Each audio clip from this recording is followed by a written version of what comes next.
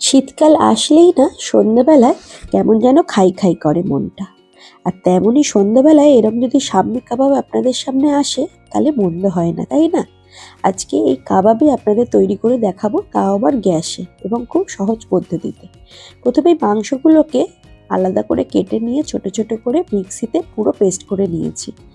একটা ফ্রাইং প্যানে 4 চামচ বেসন দিয়ে বেসনটাকে একটু নাড়িয়ে চাড়িয়ে নেবো যতক্ষণ না ওর থেকে একটা হালকা গন্ধ ছাড়বে।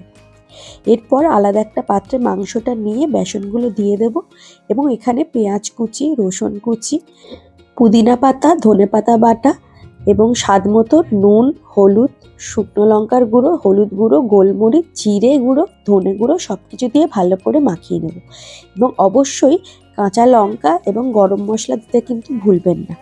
এরপরে ভালো করে হাত দিয়ে মাখিয়ে এইরকম গোল গোল আকারে শেপ করে নেবেন। আপনারা চাইলে আমি যেগুলো এখানে ইউজ করেছি আপনারা পুরো পেস্ট করে নিতে পারেন, তাহলে এইভাবে আর দেখা যাবে না।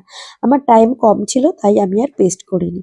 এরপরে একদম অল্প তেল দিয়ে তাতে এইগুলো এক একটা করে ছেড়ে দেব, দিয়ে একবার করে উল্টে দিয়ে তেল থেকে একটু দূরে নিয়ে গিয়ে সেগুলোকে রেখে দেব যাতে তেলগুলো গড়িয়ে আবার মাঝখানে চলে আসে।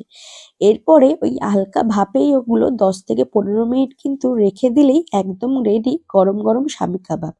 আজকে একবার ট্রাই করবেন নাকি সন্ধ্যার টিফিনে?